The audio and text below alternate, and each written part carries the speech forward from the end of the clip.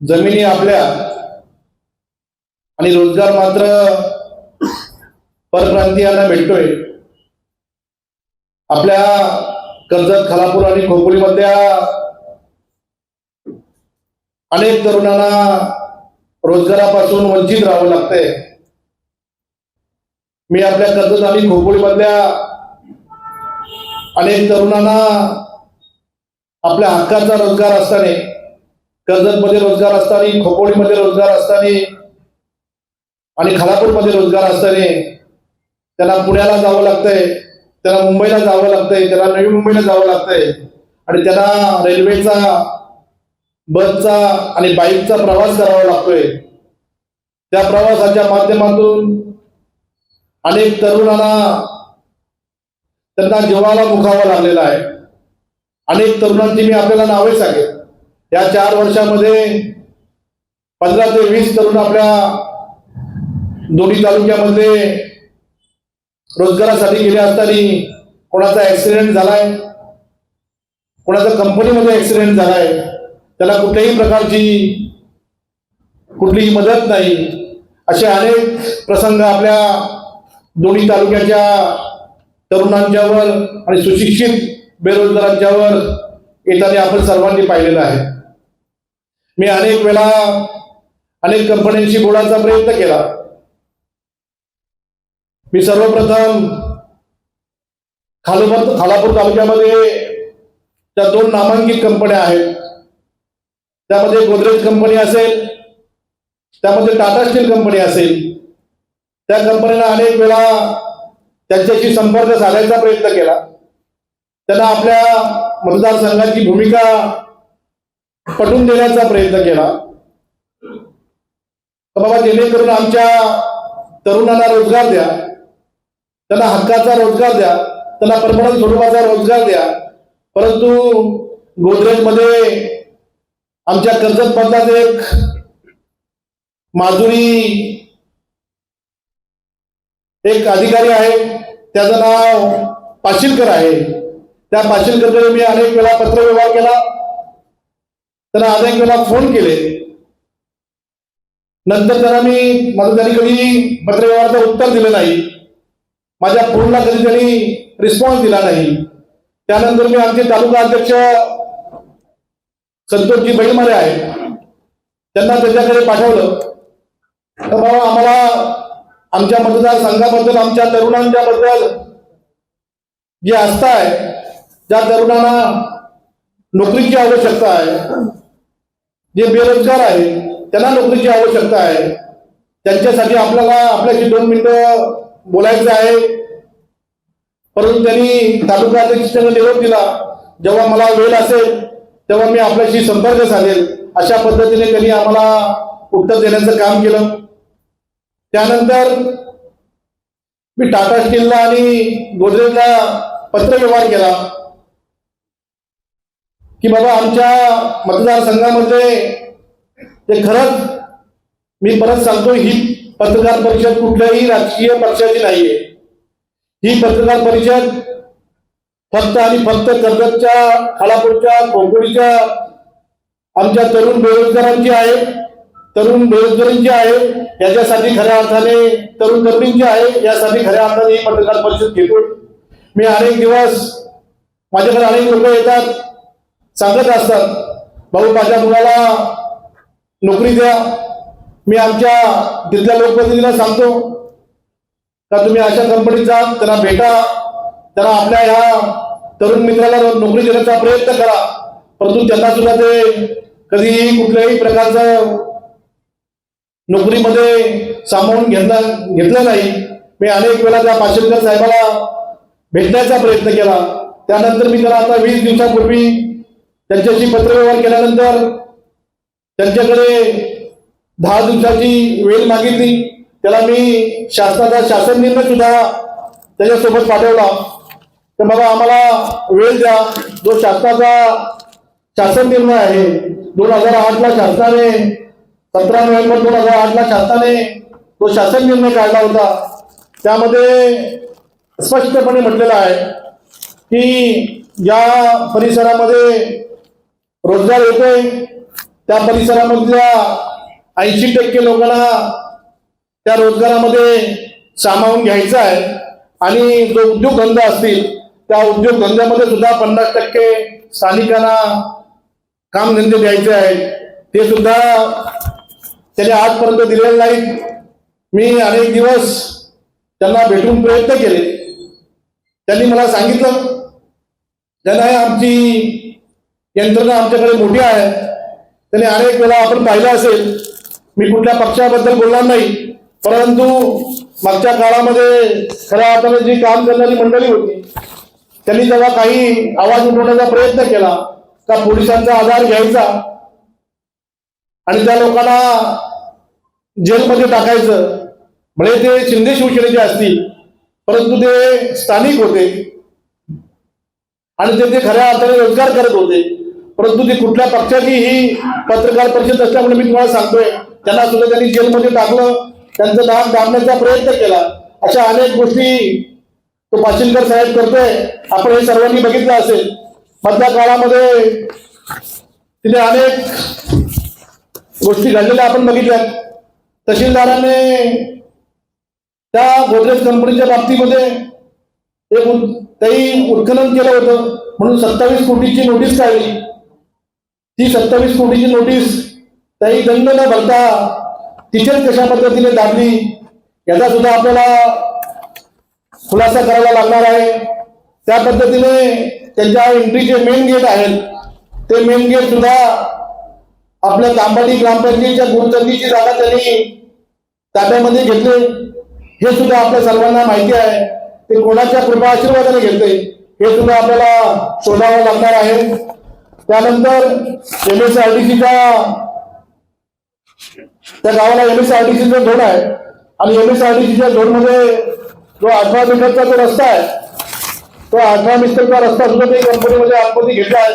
हजारो एकर शेतकऱ्यांची जागा पाठीमागे आहे आणि MSRDCच्या रस्त्याचा जो डीपी प्लॅन आहे तो डीपी प्लॅन तेही अगदी धाब्यावर मारून तो सुद्धा त्यांनी आतमध्ये घेऊन अगदी स्वतःची जागा म्हणून असं वापरत आहेत. अनेक शेतकऱ्यांच्या माझ्याकडे तक्रारी आहेत. तिथे आपले बरेच तरुण एकूण करून आता मला 2,500 ते 3,000 तरुण तिथे येऊन काम करतायत. त्यांच्या सर्वांची माझ्याशी बोलणं झालं. ते मला भेटून गेले. त्यांनी आम्हाला सांगितलं त्या कंपनीमध्ये 2,500 ते 3,000पैकी 4,000हून अधिक कामगार 2,500हून अधिक कामगार अगदी कॉन्ट्रॅक्ट मध्ये काम करतात आणि सर्व स्थानिक आहेत. नंतर 300 ते 400 माणसं तरुण रोजगार करतात ती परमनंट लोक आहेत, पण त्यामध्ये स्थानिक फक्त आपले 8च स्थानिक कामगार फक्त आपले स्थानिक आहेत. बाकी सर्व परप्रांतीय तिथे परमनंट काम करतायत. आपल्या स्थानिकांचा फक्त वापर केला जातो. त्यांना समान काम समान मानधन असं काही नाही. त्यांचा फक्त काम करून घ्यायचं आणि त्याला वापर करायचा. जो आवाज उठवेल त्याला दाबायचं, त्याला मारायचं, त्याला जोडायचं आणि त्याला पोलिसांचा धाक दाखवायचा, त्याला कलेक्टरचा धाक दाखवायचा आणि त्याला कंपनीमधून आखडून लावायचं. असं या गोदरेज कंपनीमध्ये चाललंय. आपण पाहिलं असेल तिथे मध्ये इगल हॉस्पिटल म्हणून एक कंपनी आहे. ती कंपनी सुद्धा बाहेरचा ठेकेदार आहे. तिथे बाहेरच्या ठेकेदारांचे काम दिलंय. त्यानंतर मार्क्स इंडिया मुंबई कंपनी आहे, ते सुद्धा बाहेरच्या माणसाला काम दिलंय. साधं तिथे लागणारं मटेरियल RMC साठी लागणारं मटेरियल ते एक्सप्रेस HR सिलेक्शन कंपनी खारघरची कंपनी आहे, त्या कंपनीला काम दिलंय. आपल्या तालुक्यामध्ये अनेक क्वारीवाले असतील, अनेक मटेरियल सप्लाय करणारे असतील, त्यांना सुद्धा ते काम न दिलं म्हणजे आपल्याला फक्त आपला वापर केलाय. आपलं हक्काचं पाणी त्यांनी वापरलंय, आपल्या परिसरामध्ये प्रदूषण त्यांनी आणलंय आणि आपल्याला खऱ्या अर्थाने त्याने आपल्याला वापरण्याचं काम केलं. आपण सर्वांनी बघितलं असेल. या सर्व गोष्टीमध्ये त्यामध्ये आपला पेट्रोलचा रस्ता आहे, त्या रस्त्याची जी PWDची जागा आहे तिथं त्यांनी पार्किंगची व्यवस्था केली आणि हे सगळं करत असताना आपल्या स्थानिकांना तिथे रोजगार नाही, स्थानिकांना तिथे काम धंदे नाही. अशा पद्धतीने तिथे गोदरेजवाले मनमानी करतात. आपल्याला अनेक गोष्टी सांगायच्या आहेत, पण आजच मी ते उल्लेख करणार नाही. आपली जेव्हा आंदोलन असेल ते आंदोलन अगदी आपल्याला मोठ्या प्रमाणात तिथे करायचं. त्याच पद्धतीने टाटा स्टील कंपनी सुद्धा आहे. टाटा स्टील मध्ये परिस्थिती तीच आहे. तिथे सुद्धा मला वाटते संतोष भाऊजी बोलल्यानंतर मला समजलं त्यांचे हजारो एम्प्लॉय परमनंट आहे त्यामध्ये 200 फक्त आपले स्थानिक परमनंट आहेत, बाकी सगळे बाहेरचे आहेत. अशा पद्धतीने टाटावाल्यांनी सुद्धा स्थिर परिस्थिती केले. त्या टाटा कंपनीमध्ये सुद्धा 3.5 एकर जागा आपली गुरुत्वाची आतमध्ये घेऊन त्यांनी तिची मालकी तयार केली. त्यांना सुद्धा अशाच पद्धतीने दमदाटी करण्याचं काम करतात. टाटा कंपनीचं ठेकेदारांची नावं जर तुम्ही ऐकली तर तुम्हाला सुद्धा शॉक असेल. लक्ष्मी इंटरप्राइजेस म्हणून आहे, त्यांच्याकडे 51 कॉन्ट्रॅक्टची मुलं आहेत. तो त्यांचं मालकाचं नाव आहे लक्ष्मीकांत तिवारी, तो आहे बिहारचा. त्यानंतर अभिषेक झा म्हणून एक कॉन्ट्रॅक्टर आहे, त्याच्याकडे 280 मुलं आहेत, तो आहे युपीचा. चंद्रेश्वर यादव इंटरप्राइजेस यांच्याकडे 22 तरुण काम करतायत, तो आहे बिहारचा. आरिफ मोहम्मद यांच्याकडे 200 लोक काम करतात, तो आहे आजमगड युपीचा. श्रीकृष्ण इंटरप्राइजेस यांच्याकडे 220 कामगार आहेत, तो आहे बिहारचा. निशा एंटरप्राइजेस यांच्याकडे 470 लोक काम करतात, तो आहे युपीचा. मंडल इंटरप्राइजेस यांच्याकडे 197 लोक काम करतात, तो आहे बंगालचा. शिवम इंटरप्राइजेस परेश मुद्रे हे आहेत कल्याणचे. ज्योती इलेक्ट्रिकल यांच्याकडे 80 जे आहेत केरळचे. Eagle hospitality services private limited यांच्याकडे 250 लोक आहेत. हे आमचे मोठे नेते आहेत. कर्जत राम सागर झा हा 147 यांच्याकडे मुलं आहेत, ते आहेत युपीचे. क्लासिक प्रायव्हेट लिमिटेड यांच्याकडे 108 मुलं आहेत, पंजाबचे आहेत. साईराज इंटरप्राइजेस एक 20 लोकल हैदराबादला आहे. सुगाजा इंटरप्राइजेस 170 मुलं आहेत, हा मध्य प्रदेशचा आहे. एकही स्थानिकांना आपल्या रोजगार नाही. आणि ही 4000हून अधिक मुलं आपली कॉन्ट्रॅक्ट मध्ये काम करतायत. अशा पद्धतीने आपल्या कर्जत खालापूरमध्ये जो आपल्या तरुणांच्यावर अन्याय होतोय, हा अन्याय आपण किती दिवस सहन करायचा. आता या अन्यायाला खऱ्या अर्थाने वाचा फोडण्याची वेळ आलेली आहे. आणि मी तर माझ्या पक्षातील सर्व मंडळींना सांगितलं की माझ्या बरोबर आहेतच, पण मी सर्व पक्षाला, सर्व राजकीय पक्षांना आणि सर्व तरुण तरुणींना अगदी मनापासून हात जोडून विनंती करतोय, ही वेळ आपल्याला जोडून चालणार नाही, तर ही वेळ आपल्याला आवाज उठवण्याची आहे. मला पहिली मागणी माझी असेल तर दोन्ही कंपन्यांच्या मध्ये जे दोन्ही काम कॉन्ट्रॅक्ट बेसवर काम करतायत त्याला दोन्ही कंपनीमध्ये टाटा जो बोलले जातो त्याला परमनंट करावं. ते कोणाचे कॉन्ट्रॅक्ट बिंट्रॅक्ट आहे युपीला जाऊ द्या, बांगलादेशाला जाऊ द्या, याला सर्वांना परमनंट करणं गरजेचं आहे. आणि आपल्याला जी भरती आहे खऱ्या अर्थाने जे 80% जी शासन निर्णय आहे त्या 80% आपल्याला आता किती आपल्याला रोजगार एम्प्लॉय लागणार आहेत आणि किती लोकांना आपण रोजगार देणार आहेत त्याचा आम्हाला पूर्ण खुलासा द्यावा. आणि आमच्याकडून तुम्ही आमच्या लोकल लोकांना किती लोकांना नोकरी देणार आहेत याची सुद्धा आम्हाला त्याची माहिती देणं गरजेचं आहे. की माझ्याकडून तर मी पूर्ण त्याचा एल्गार पुकारलेला आहे. मला या लढ्यामध्ये मला जीवाला मुखावं लागलं तरी चालेल, परंतु मी या लढ्यामधून मागे हटणार नाही. जोपर्यंत आपल्या कर्जत खालापूरच्या आणि खोपोलीच्या तरुणाला हक्काचा रोजगार मिळत नाही, जोपर्यंत त्याला परमनंट स्वरूपाचा रोजगार मिळत नाही, तोपर्यंत पहिले टाटा आणि गुजरातच्या या लढ्यामधून मी मागे हटणार नाही. मी आपल्याला सांगतोय अगदी 26 तारखेलाच कधी आपण ठरलंय, 26 तारखेला आम्ही दोन्ही तालुक्यांची मिटिंग घेतोय. त्या मिटिंग मध्ये सर्वांकडे जबाबदारी देतोय. कर्जत वरून सुद्धा 200 बसेस खालापूरला गेल्या पाहिजेत, ही सुद्धा आम्ही तयारी चांगल्या पद्धतीने करतोय. त्यामध्ये खालापूरचे कार्यकर्ते असतील त्यांची तयारी असेल, खोपोली शहराचे कार्यकर्ते असेल त्यांची तयारी असेल. आणि 15 ते 20 हजारांचा हा महामोर्चा टाटा आणि गुजरातच्या दारावर घेऊन आम्ही विचारणा करण्यासाठी ते बोलणार आहेत. आपल्या सर्वांना माहिती आहे अनेक दिवस या टाटा आणि गुजरात कंपनीने आपल्या लोकांना फक्त त्यांचा शोषण करण्याचं काम केलंय, त्यांचं रक्त पिण्याचं काम केलंय. अनेक विषय आमच्याकडे आहेत, ते विषय आम्ही आता त्याला सावध करणार नाही, परंतु त्यांना खऱ्या अर्थाने जाब विचारणार आहेत. आणि आम्हाला आमच्या लोकांना न्याय जोपर्यंत देत नाही तोपर्यंत त्यांच्या कंपनीच्या गेटला लॉक लावून त्यांच्या गेटच्या बाहेर आम्ही लावून बिया मारणार आहेत. यासाठी आपली सर्वांची मला आवश्यकता लागणार आहे. मी आपल्या पत्रकार परिषदेच्या माध्यमातून माझ्या कर्जत खोपोली आणि खालापूरच्या सर्व तरुण तरुणींना आणि सर्व जनतेला एक हात जोडून आवाहन करतो की आपण ह्या लढ्यामध्ये सर्वांनी मला साथ देण्यापेक्षा माझ्या खांद्याला खांदा लावून आपण सर्वांनी काय यावं. आणि आपल्याला हा रोजगार हक्काचा रोजगार आहे, हा हक्काचा रोजगार आपल्याला त्यांच्याकडून घ्यायचा आहे.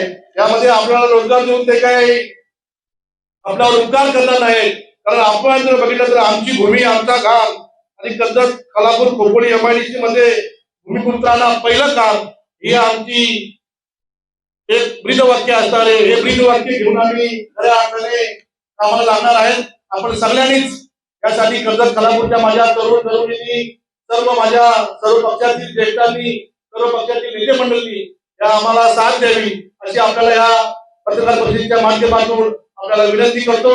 आणि आपल्याला या महामोर्चामध्ये सामील होण्यासाठी आपल्याला एक विनंती करून आणि आपल्या 26 तारखेच्या मीटिंग मध्ये कर्जत खालापूर खोपोलीची बैठक लावतो. त्या बैठकीमध्ये सुद्धा मी आमच्या सर्व कार्यकर्त्यांना आम्ही हात जोडून विनंती करणार आहे आणि त्याला सुद्धाही करणार आहे का आपण तिथे ताकदीने हजर राहिलं पाहिजे.